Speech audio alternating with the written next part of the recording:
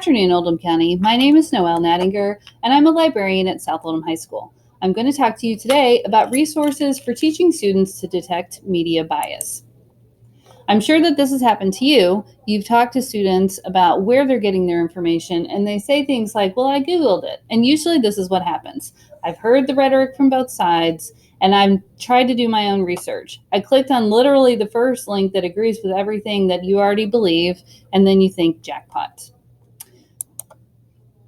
And students are not alone. Adults find it hard to sometimes discern the difference between opinion and fact as well, as this Pew Research Center article shows.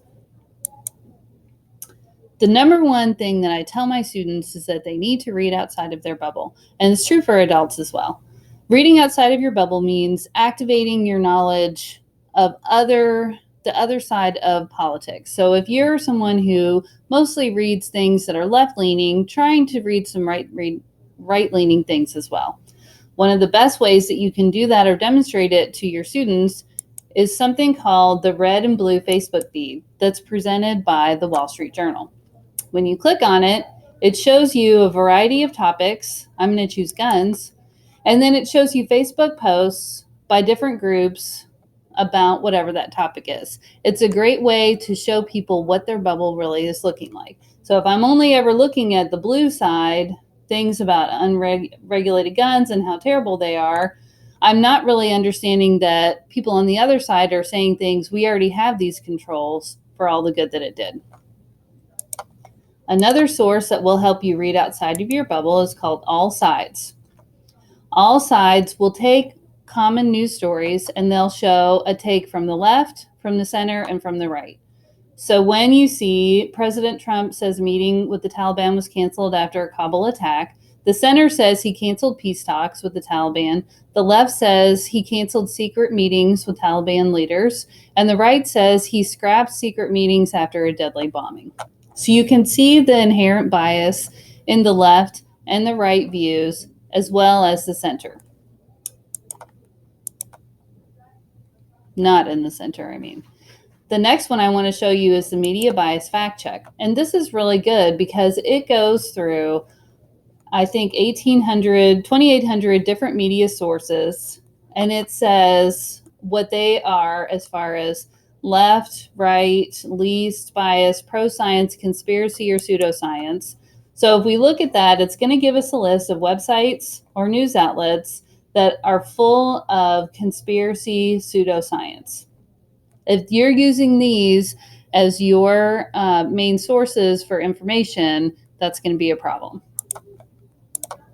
The last one I'm going to show you, I'm going to skip over this one, is the media bias chart. And the media bias chart, I'm sure some of you have seen, they have a new version of it that's more interactive.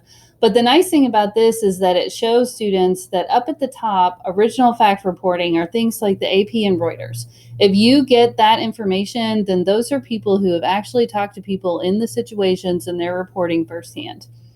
All the way down to Patrobiotics or InfoWars. If you're only getting your information from one of these two sources, you're really missing out on the depth and breadth of the topic, and you may be getting some basically completely false information as well. I like showing this chart to students because it really opens up a lot of discussion on like, why are things placed in certain areas? If you weren't going to place them there, why wouldn't you? And so on. The placement of Fox News is the one that usually gets the most talk. In addition to looking outside of your bubble, you can also do some fact checking. Fact checking is really important because this analysis of these websites and Facebook pages by BuzzFeed found that mainstream media is mostly true, 98, 94, 86%, whereas left and right both have numbers, some significant, that are mostly false. So if you're only getting your information from Facebook and things like Addicting Info or Occupy Democrats, you're looking at getting 4 to 5% of your information that's just mostly false. And the same goes if you're on the other side of the spectrum. One of the places you can look is Snopes, and many of us have heard of Snopes. It is really popular, and basically you can type in something, or you can click to see what's new, and it'll tell you things like, was Michelle Obama awarded the Nobel Prize for Literature? If you scroll down, there was this claim, but it was labeled satire. And then if you go down a little bit further, it'll give you more information about how it was actually not true. It was meant to be funny. Politifact is another one that you can use to check facts. And this one has a truthometer, but also if you scroll down, it'll have specific things that it's checking for you. So if you want to see something that's mostly true, statements that are mostly true, 2010 to 2017 natural gas production plummeted. We lag behind many other developed countries in connectivity and speed while also paying more for that service, and so on. So they'll have the latest things from politicians, and then they'll rate whether or not they think they're true.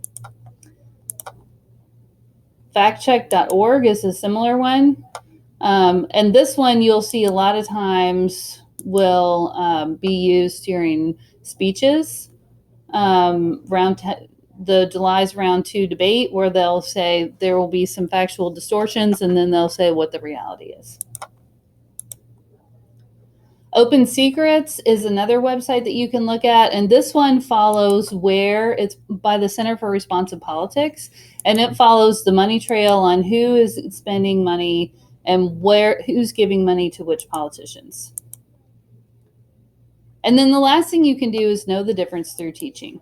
One of the best sources that I have found is called the Stanford History Education Group Civic Online Reasoning Assessment, which is kind of a mouthful, but it does have a lot of information that you can use and some things that you can use right away. So they have these different examples that you can use with your students, and then they have an assessment that go with them, including rubrics. So it's a great way to really help students understand that they may not be as media savvy as they think they are. At the end of my presentation, I have links to a few more lesson plans and some handouts for students. One of the best handouts I have found is this one from the Center for News Literacy, which gives you the taxonomy of information neighborhoods. So you have advertising, promotion, publicity, propaganda, entertainment, news, raw information. And then what areas they fall into: verification, independence, and accountability. So raw information is going to be fresh, unfiltered, and unedited, versus advertising, which it can have one-sided claims without confirming or establishing the truth. I thought that was a really interesting way of approaching it. That's all I have for you today. If you have any questions or comments, feel free to reach out to me at my email address or at Gnadinger on Twitter.